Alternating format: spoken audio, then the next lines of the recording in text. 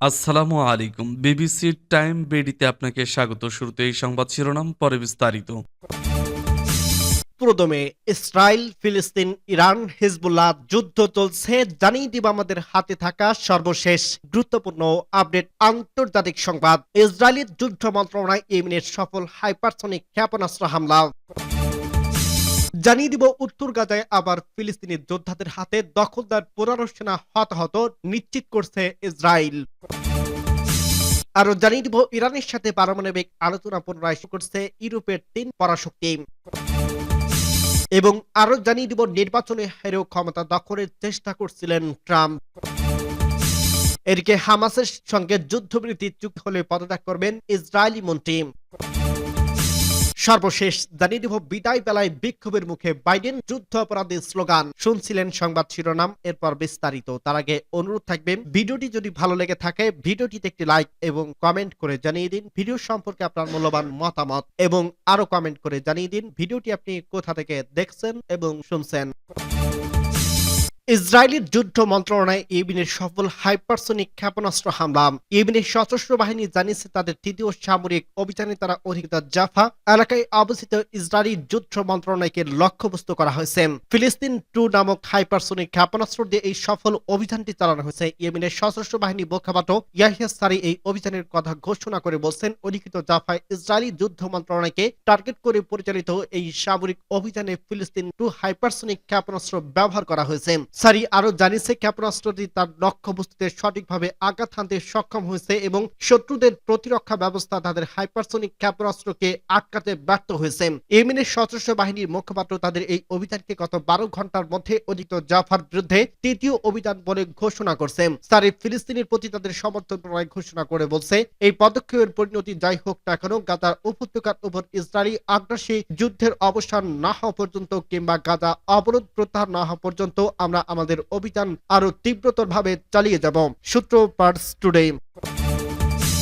গাজায় আবারও ফিলিস্তিনি যোদ্ধাদের হাতে দখলদার 15 সেনা হতাহত নিশ্চিত করছে ইসরায়েল। ফিলিস্তিনি অবরুদ্ধ গাজা উপত্যকায় প্রতিরোধ যোদ্ধাদের হাতে ইহুদিবাদে ইসরায়েলের আরো 5 সেনা নিহত এবং 10 জন আহত হয়েছে। ইসরায়েলি বর্বর সামরিক বাহিনী এই হতাহতর ঘটনা নিশ্চিত করছে।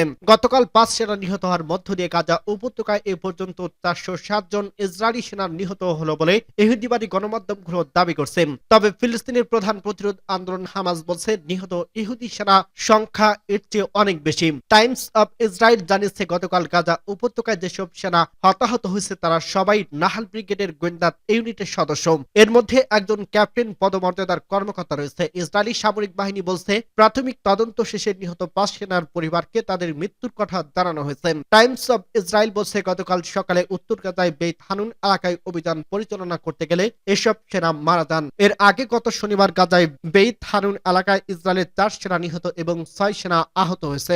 আহতদের মধ্যে 2 জনের অবস্থা গুরুতর ছিল। সূত্র পার্স টুডে। ইরানের সাথে পারমাণবিক আলোচনা পুনরায় শুরু করছে ইউরোপীয় শক্তিগুলো।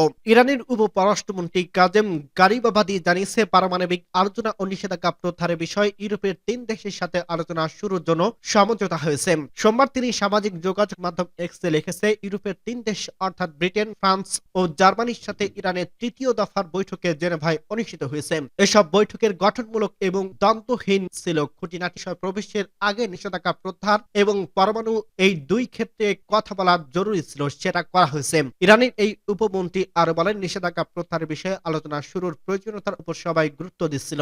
এ বিষয়ে সবার মধ্যে ঐক্যমত ছিল। একটা সমঝোতা পৌঁছানোর আগে উপযুক্ত পরিবেশ তৈরি করা ছিল জরুরি। এর আগে ইরানের পররাষ্ট্রমন্ত্রী সাইদ আব্বাস আরাকি বলছে, পরমাণু কর্মসূচি নিয়ে গঠনমূলক এবং তড়িৎ আলোচনার জন্য তেহরান প্রস্তুত রয়েছে। ইরানের পরমাণু কর্মসূচি নিয়ে আলোচনা ইতিহাসের কথা উল্লেখ করে সাইদ আব্বাস আরাকচি বলেন, আমরা 2 বছরের বেশি সময় ধরে 6 জাতিগোষ্ঠীর সাথে আলোচনা করছি। এরপর এমন একটি চুক্তিতে পৌঁছাতে সক্ষম হয়েছিলাম যেটাকে গোটা বিশ্ব মেনে নিয়েছিল এবং 2 কূটনীতিক অর্জনের জন্য সবাই প্রশংসা করছিল। কিন্তু আমেরিকা কোনো কারণ বা যুক্তরাই সেখান থেকে সরে এসেছে এবং পরিস্থিতিকে আরো এই পর্যায়ে নিয়ে গেছে। সূত্র আল আরাবিয়া।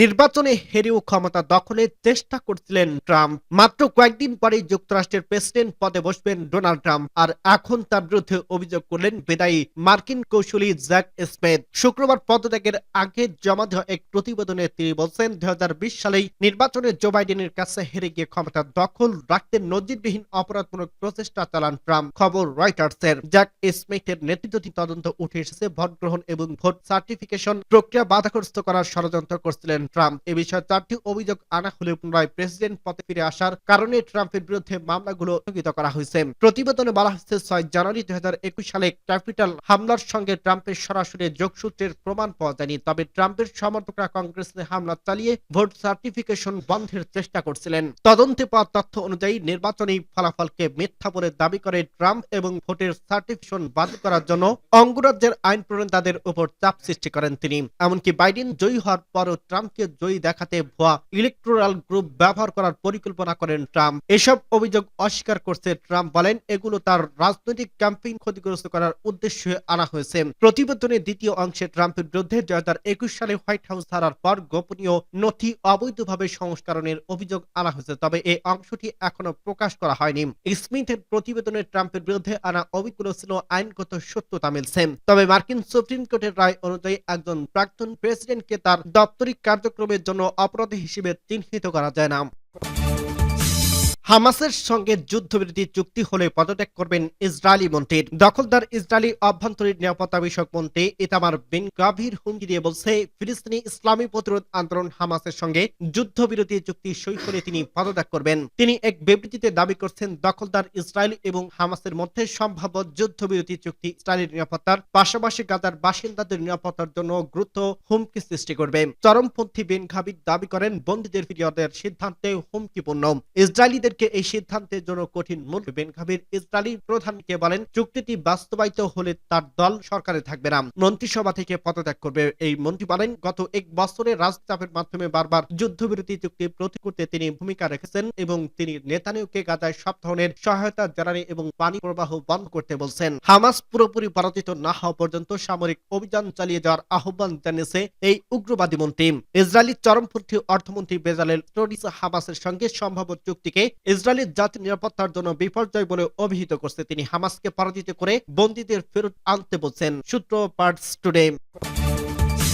বিদায় বেলায় বিক্ষোভের মুখে বাইডেন যুদ্ধ অপরাধী স্লোগান। ক্ষমতা হস্তান্তরের মাত্র এক সপ্তাহ আগে মার্কিন পররাষ্ট্র দপ্তরের ভাষণ দিয়ে যাওয়ার পথে বিক্ষোভের মুখে পড়েন প্রেসিডেন্ট জো বাইডেন। তাকে দেখে যুদ্ধ অপরাধী স্লোগান দেন বিক্ষোভকারীরা। রক্ত শীতল তরল পদার্থ ঢেলে দেন তারা। হাজারো ফিলিস্তিনিকে হত্যার জন্য বাইডেন দায়ী। গাজা ইস্যুতে মার্কিন নীতির প্রতিবাদে ওয়াশিংটন ডিসিতে স্টেট ডিপার্টমেন্ট সামনে হয় বিক্ষোভ। এর মধ্যেই পররাষ্ট্রনীতি নিয়ে সবশেষ ভাষণ দিতে আসেন বিদায়ী প্রেসিডেন্ট জো বাইডেন। তখন তাকে দেখে যুদ্ধাপরাধী বলে স্লোগান দেন বিক্ষোভকারীরা। বিক্ষোভের বলছে ইসরায়েলি আগ্রাসনের ধ্বংসস্তূপে পরিণত হয়েছে গাজা। উপত্যকা থেকে কোথাও নিরাপদ জায়গা নেই। এ পর্যন্ত প্রাণ হারিয়েছে ৪৭,০০০-এর বেশি মানুষ। এর দায় জো বাইডেনকে নিতে হবে, কারণ তার প্রশাসন অস্ত্র ও কূটনৈতিক সহায়তা দিয়ে ইসরায়েলি মানুষকে হত্যার লাইসেন্স দিয়েছে। পরে পররাষ্ট্রনীতি নিয়ে ভাষণ দেন বাইডেন। জানান ২০ জানুয়ারি তার হোয়াইট হাউস ছাড়ার আগেই গাজায় যুদ্ধবিরতি হওয়ার সম্ভাবনা উজ্জ্বল। বিদায়ী প্রেসিডেন্ট দাবি করেন তার প্রশাসনে ৪ বছরের দুর্বলের হয়ে প্রতিদ্বন্দ্বী দেশগুলো বিপর্যস্ত হয়ে পড়ছে